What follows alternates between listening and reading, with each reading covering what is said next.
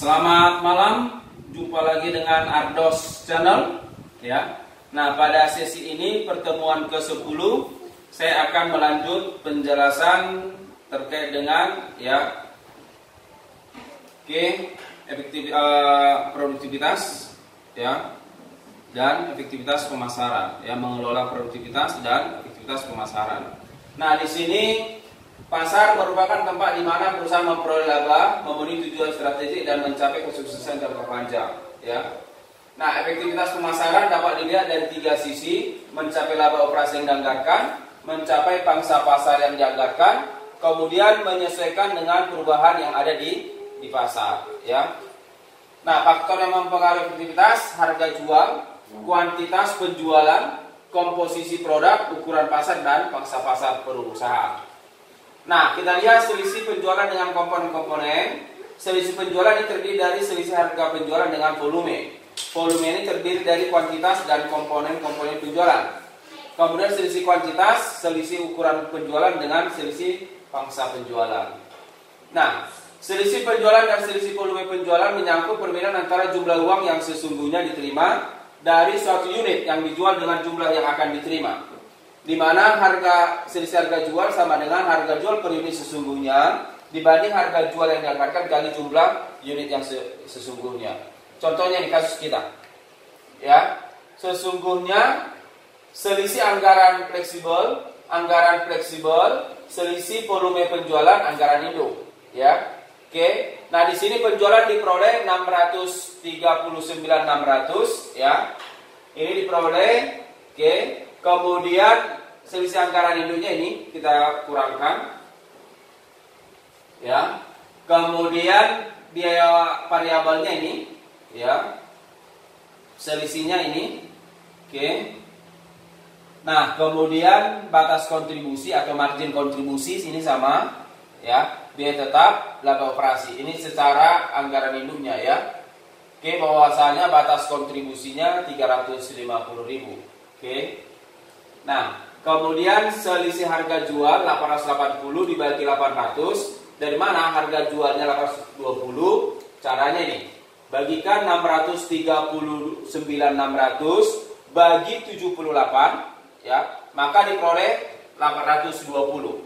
Sedangkan 800 dari mana? Ya. Caranya 800 anggaran induk bagikan 1000, maka dapatlah 800. Kali 780, yaitu batas kontribusi per unit, ya. 350-nya 350 bagi 1000, 350, itu dia, ya. Ini 780 kali batas kontribusi yang dianggarkan ini, ya. Ini kali harga kali kuantitas, ini kuantitas, ya. Kita ulang. Oke, lanjut terus, ya. Nah, selisih harga jual sama dengan harga jual aktual dikurang harga jual yang dianggarkan kali kuantitas aktualnya.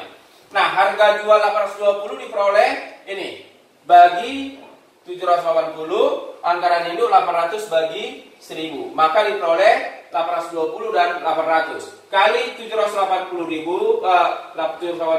ini kuantitas aktualnya. Ini di soal. Ya.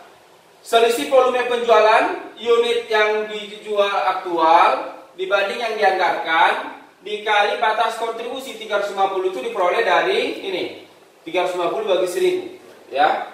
Maka diperoleh 350. Totalnya 777.000 rugi atau unfavorable. Kenapa? Kalau dari segi penjualan, kalau bisa aktualnya harus lebih besar dari yang dianggarkan. Ini terbalik, aktualnya lebih rendah dari yang dianggarkan. Oke, itu dia. Ini ternyata kalau dari harga jual, ternyata harga jualnya lebih besar, makanya ada laba. Ini yang tadi, ya. Nah, kemudian selisih komposisi penjualan, dua faktor yang memberikan kontribusi selisih volume penjualan adalah penyimpangan dalam komposisi penjualan dan perubahan kuantitas. Nah, ini kasusnya anggaran induk, ya, X, Y, kedua produk gabungan, ya. X 1000 unit, Y 3000 unit. Ini penjualan biaya variabel, batas kontribusi atau margin kontribusi, biaya tetap. Ya, laba ini realisasi, ini tadi anggaran, ini realisasinya bisa Anda perhatikan di soal kita. Ya. Maka di sini komposisi penjualan merupakan proporsi dari unit setiap produk atau jasa terhadap unit dari semua produk. Selisih komposisi penjualan merupakan hasil perubahan antara dua rasio total unit yang sesungguhnya dibagi yang terjual untuk semua produk dan batas kontribusi per unit yang dianggarkan. Rumusnya nih, persentase komposisi penjualan produk sesungguhnya dikurang komposisi yang dianggarkan dikali ya total unit sesungguhnya untuk semua produk dikali batas kontribusi yang dianggarkan. Maka diperoleh nih, X 1000 yang dianggarkan, komposisi penjualannya 1000 dibagi total keseluruhan 4000 dapat 0,25. Y 3000 bagi total keseluruhan dapat 0,75. Unit sesungguhnya 780 3220 total 4000. Cara komposisi penjualan sesungguhnya ini caranya sama seperti yang dianggarkan tadi ya. Jadi dirinya sendiri dibagi total keseluruhan, itulah dia proporsinya. Nah, selisih komposisi penjualan X 0,19 dikurang 0,25, 0,19 dikurang 0,25 dikali ya unit penjualannya 4000 dikali batas kontribusi yang dianggarkan ya, maka diperoleh 77.000 unfavorable. Kenapa unfavorable? Karena proporsi penjualan yang ya ini dikatakan proporsi penjualan yang dianggarkan 0,25. Oke, sedangkan proporsi penjualan aktualnya 0,25 ya. Maka di sini unfavorable. Oke. Nah, kemudian selisih komposisi Y 0,85 dikurang 0,75 ya. Dikali 40.000 kali 250, maka diperoleh 61.600 favorable. Secara keseluruhan 77 unfavorable dibanding 61.600 favorable, maka diperoleh 15.400 unfavorable. Selisih kuantitas penjualan. Selisih kuantitas penjualan produk merupakan perbedaan antara kuantitas penjualan sesungguhnya dengan kuantitas yang dianggarkan. Nanti silakan Anda baca rumusnya ini. Total unit produk yang sesungguhnya dikurang unit penjualan yang dianggarkan dikali persentase komposisi produk yang dianggarkan dikali batas kontribusi. Komposisi berarti bahan yang digunakan. Maka ada pertanyaan seperti ini, Pak, kan aktualnya lebih tinggi. Ada justru balik. Kalau dikatakan komposisi penjualan, ya berarti komposisi, berarti bahan-bahan yang digunakan untuk yang mau dijual itu lebih besar aktual daripada yang dianggarkan. Makanya dia rugi. Itu dia ya. Karena menyangkut volume bahan yang digunakan, komposisi penjualannya, makanya dia unfavorable. Nah ini juga begitu. Nah ini X, Y, ya bisa Anda perhatikan nanti di soal, ya. Maka di sini selisih harga jual 800 dikurang 800. Dari mana 800? Ini kurang ini bagi ini bagi ini X. Angka ini dia laba rugi, ini anggarannya tadi ya 800. Bentar ya. Oke.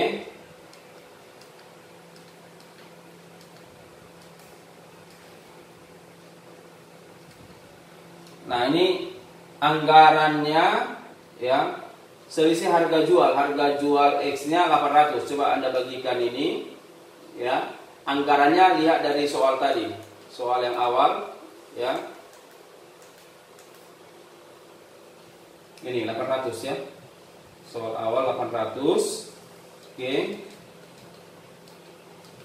Ini sama 800 ya. Oke. Lihat di anggaran kita ya. Ini tadi anggaran dulu 800 sama ya. 800 sama. Oke. Nah, ini dia soal yang tadi. Maka di sini ya X 800 0, Y juga begitu dari harga jual sama 0.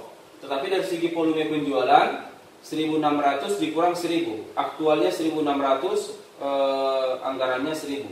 Kali batas kontribusi diperoleh 210 favorable. Untung. Ini juga Y juga demikian, untung ya. Selisih kuantitas penjualan X sama dengan 5000 dikurang 4000 dikali 0,25 kali 350 menguntungkan ya. Karena kuantitas yang dijual lebih besar dari yang dianggarkan. Baik X baik Y.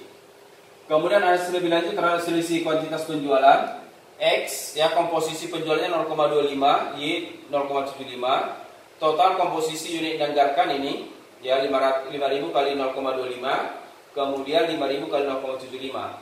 Batas kontribusi 350 280, total batas kontribusi 350 kali dengan 1.250, 280 kali 3.750 dapat ini. Total batas kontribusi yang dianggarkan 1.487.500. Biaya total yang dianggarkan 600, lihat dari soal. Laba bersih operasinya kita kurangkan ini dapat 8875. Laba operasi pada anggaran induk 590, maka diperoleh selisih laba penjualan 297.500. Lihat dari soal. Ya. Kemudian komposisi penjualan yang dianggarkan pada bulan Desember X, Y 1600, Y 34, 0,32, 0,68. Ya, ini proporsinya. Kemudian modelnya ABC, AB selisih komposisi penjualan, BC selisih kuantitas penjualan, ya. Maka di sini komposisi penjualan sesungguhnya pada anggaran fleksibel, total unit sesungguhnya dari semua produk terjual dikali komposisi penjualan sesungguhnya kali batas kontribusi dan seterusnya. Silakan Anda baca. Kemudian produk X ya 5.000 dikali 0,32 ya dikali 350 dapat 1.650, 350 dapat 560. Ini juga demikian. Ya, aktual 0,25 anggaran ya.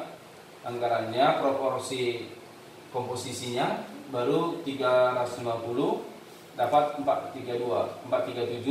Kemudian 4.000 0,2 ini semua anggaran ya. Selisih komposisi penjualan kita bandingkan 560 banding ini. Maka 560.000 dibanding 437 diperoleh 122.500 favorable.